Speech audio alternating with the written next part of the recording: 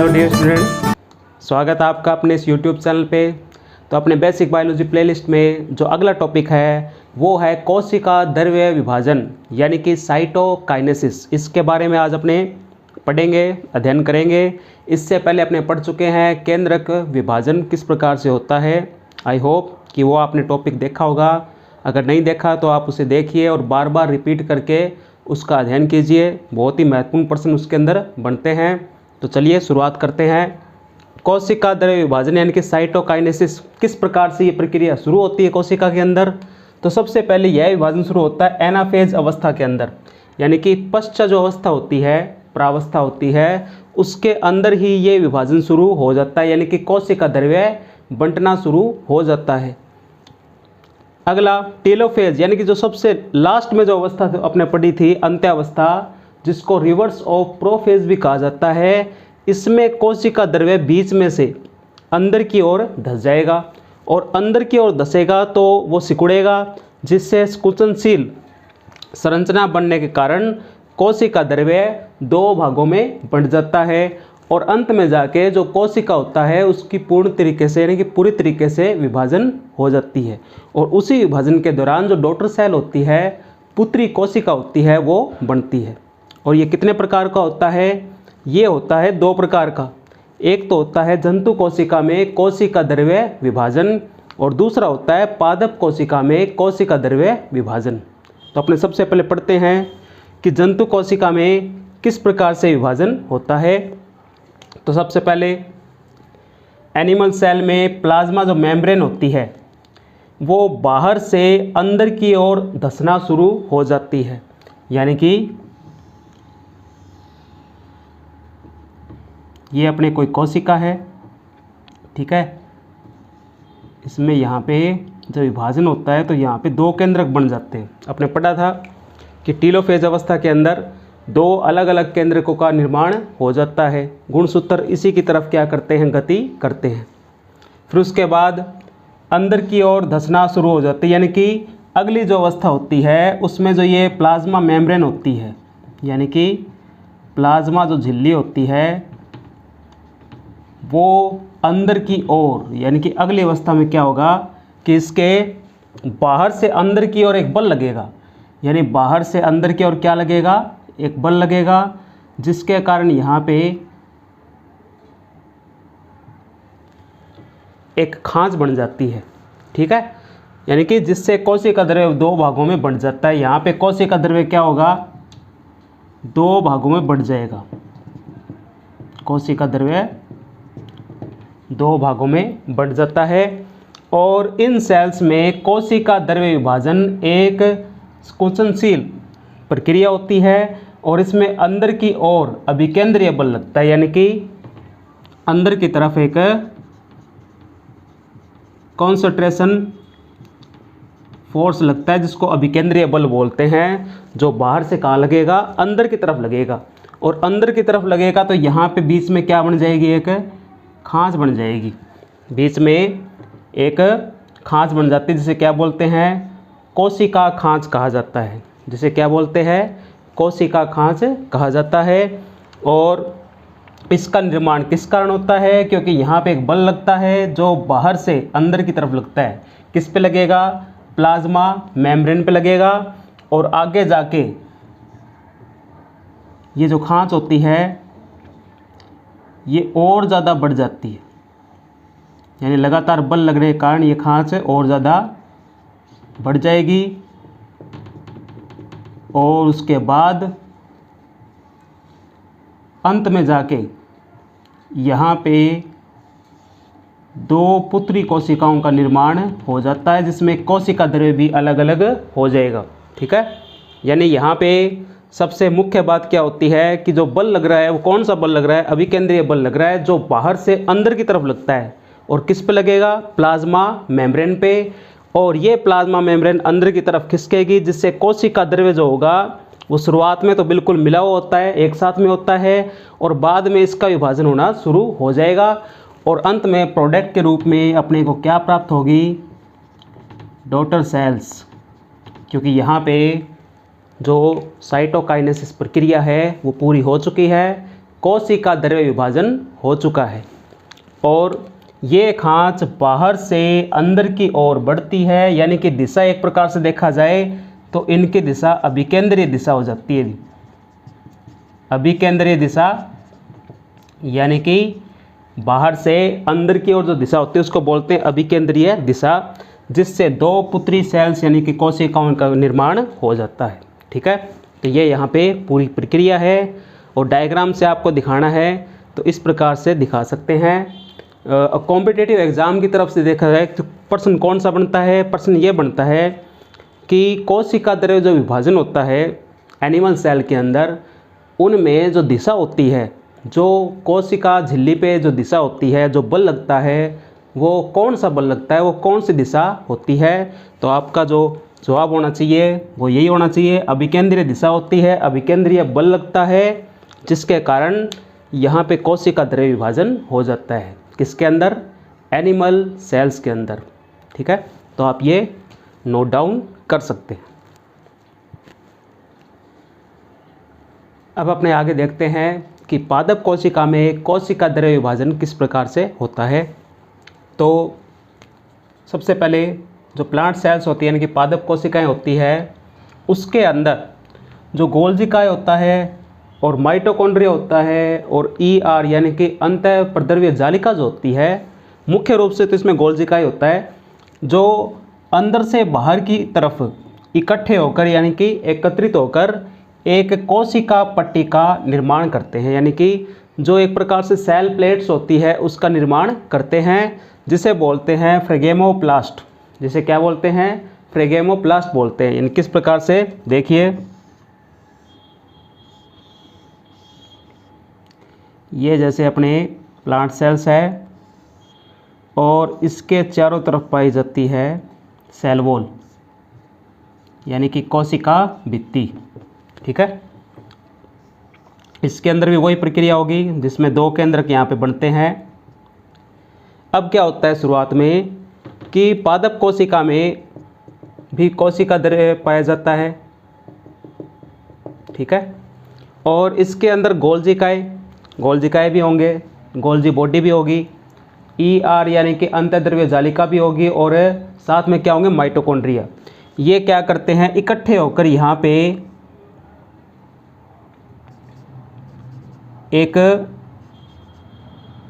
पट्टिका बनाते हैं, यानी यहाँ पे एक प्लेट्स का निर्माण करना शुरू कर देंगे और इन प्लेट्स के छोटे छोटे टुकड़ों को बोलते हैं फ्रेगेमोसोम्स। क्या बोलते हैं इनको? फ्रेगेमोसोम्स बोलते हैं। ठीक है, उसके बाद अगली प्रक्रिया में क्या होगा कि ये जो फ्रेगेमोसोम्स होते हैं ये मध्य से परिधि की ओर बढ़ना शुरू कर देंगे। ये मध्य से परिधि की ओर बढ़ना शुरू कर देंगे, यानी यहाँ पे ये जो फ्रेगेमोसोम्स होते हैं ये यहाँ पे मध्य भाग, यहाँ से ये आपस में जुड़ना भी शुरू करेंगे और साथ में जो कोशिका वाला ये जो मध्य भाग होता है यहाँ से परिधि की ओर, यानी कि ये जो इसकी परिधि होती है ये मध्य से परिधि की ओर गति करते हैं, यानी कि यहाँ पे विभाजन होना शुरू हो जाता है। यानी फ्रेगेमोसोम्स आपस में जुड़कर, ये टुकड़े आपस में जुड़कर एक पट्टिका बनाते हैं जिसको बोलते हैं फ्रेगेमोप्लास्ट। कई जगह ये फ्रेगेमोब्लास्ट भी लिखा होता है, तो फ्रेगेमो जो ब्लास्ट होता है वो निर्माण यहाँ पे शुरू हो जाता है। ठीक है, उसके बाद अगली प्रक्रिया के अंदर क्या होता है कि यहाँ पर ये प्लेट्स और आगे बढ़ती है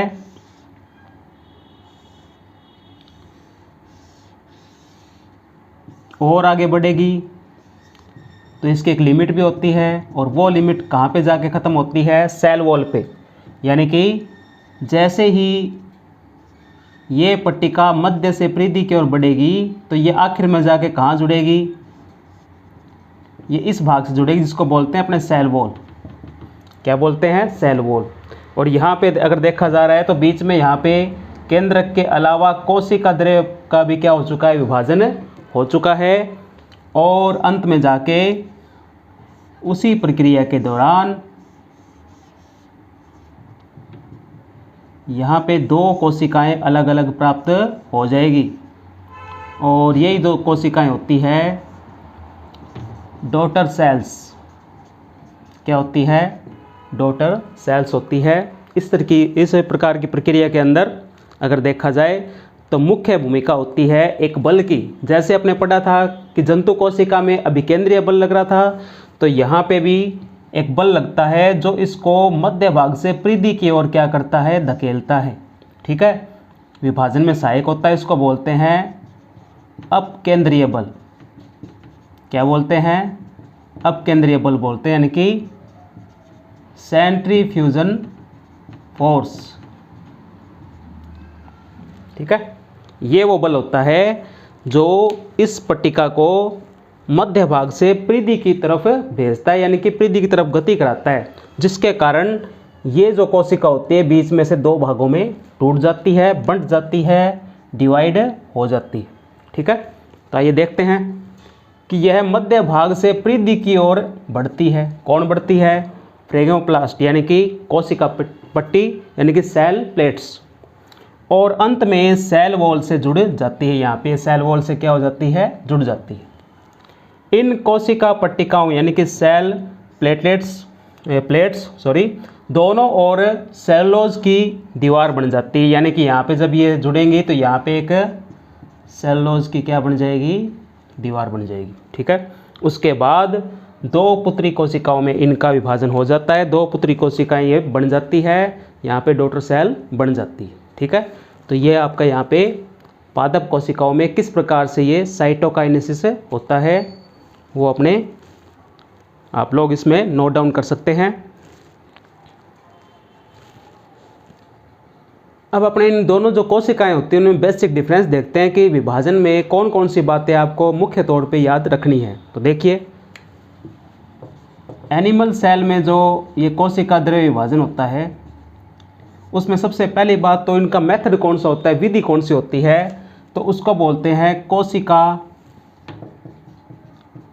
खांच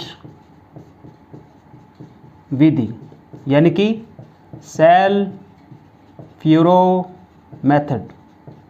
अगर पूछा जाए कि ये जंतु कोशिका के अंदर जो ये विधि होती है कोशिका द्रव्य विभाजन की, उसका नाम क्या होता है, कौन सी विधि होती है, उसे बोलते हैं कोशिका खांच विधि, यानी कि सेल फ्यूरो मेथड। ठीक है, उसके बाद इसकी दूसरी मुख्य बात कि इसमें जो विभाजन होता है, जो खांच बनती है, उनमें उसकी दिशा कौन सी होती है, बल कौन सा लगता है, वो बल लगता है अभिकेंद्रीय बल, यानी बाहर से अंदर की तरफ लगने वाला बल, अभिकेंद्रीय बल, कंसंट्रेशन फोर्स। ठीक है, तो ये 2 बातें आपको इसमें मुख्य तौर पे याद रखनी है। अगर बात की जाए प्लांट सेल में जो विभाजन होता है, प्लांट सेल्स के अंदर जो विभाजन होता है उसमें इसका नाम क्या होता है, विधि का नाम, इसे बोलते हैं कोशिका पट्टिका विधि, यानी कि कोशिका पट्टिका का निर्माण होता है इसके अंदर, यानी कि सेल प्लेट्स मेथड। ठीक है, ये मेथड आपको याद रखना है क्योंकि एग्जाम के अंदर ये जो मेथड होते हैं ये सीधे क्वेश्चन बन जाते हैं इससे। ठीक है, उसके बाद बल कौन सा लगता है, अपकेंद्रीय बल। अपकेंद्रीय बल जो अंदर से यानी कि मध्य से परिधि की तरफ, बाहर की तरफ लगता है, और इसको ही बोलते हैं सेंट्रीफ्यूगल फोर्स। ठीक है, तो यहाँ पे ये 2 बातें आपको मुख्य तौर पे याद रखनी है इन दोनों ही कोशिकाओं के कोशिका द्रव्य विभाजन के अंदर। ठीक है, तो अब अपने ये आप लोग नोट डाउन कर सकते हैं जल्दी से। अब बारी है उन 2 प्रश्नों की जो आपसे पूछे गए थे लास्ट क्लास के अंदर। सबसे पहला प्रश्न वो ये था कि केंद्रक द्रव्य जो विभाजन होता है यानी कि कैरियोकाइनेसिस की वो कौन सी अवस्था होती है जिसके अंदर एम प्लेट का निर्माण होता है। तो इसका सही जवाब है मेटाफेज अवस्था, यानी कि इस अवस्था के अंदर जो गुणसूत्र होते हैं वो एक ही रेखा में आ जाते हैं, एक ही सीध में आ जाते हैं, जिसे बोलते हैं मेटाफेजिक प्लेट, या फिर इसका एक और नाम आपको बताया था इक्वेटोरियम प्लेट। तो इसका सही जवाब क्या था, मेटाफेज अवस्था। तो उसके बाद अगला प्रश्न वो ये था कि अर्धसूत्री यानी कि मियोसिस जो शब्द है वो देने वाले वैज्ञानिक का क्या नाम है? तो इसका सही जवाब है फॉर्मर एंड मुर्रे। इन दोनों वैज्ञानिकों ने 1905 के अंदर ये जो विभाजन है अर्धसूत्री विभाजन मियोसिस जिसको बोलते हैं उसका जो नाम है वो दिया था। और उसके बाद अगर देखा जाए इसकी खोज करने वाले वैज्ञानिक का नाम, तो खोज करने वाले वैज्ञानिक का नाम है ऑस्कर हर्टविग। ऑस्कर हर्टविग ने जो एक समुद्री प्राणी होता है जिसको बोलते हैं ऑर्चिन यानी कि सी ऑर्चिन के जो अंडे होते हैं उसके अंदर इस प्रकार के विभाजन को देखा था और डिस्क्राइब किया था एक प्रकार से और उसकी खोज की थी। तो उनका नाम क्या था? ऑस्कर हर्टविग। उन्होंने उसकी खोज की थी। जबकि जो खोज करता है अगर देखा जाए नामकरण जो करने वाले वैज्ञानिक का नाम है वो है फॉर्मर एंड मुर्रे। ठीक है, तो आई होप ये क्लास आपको पसंद आई होगी, ये टॉपिक आपको समझ में आया होगा। तो आप बार बार इन अवस्थाओं का अध्ययन करते रहें, बहुत ज़्यादा ये हेल्पफुल आपके लिए साबित होंगी। तो अपने मिलते हैं अगली क्लास के अंदर। तब तक आप लोग अपना ख्याल रखिए, अपनी सेहत का ख्याल रखिए और लगातार कंटिन्यूटी बनाते हुए अपनी स्टडी करते रहें। तो मिलते हैं अगली क्लास के अंदर। Take care.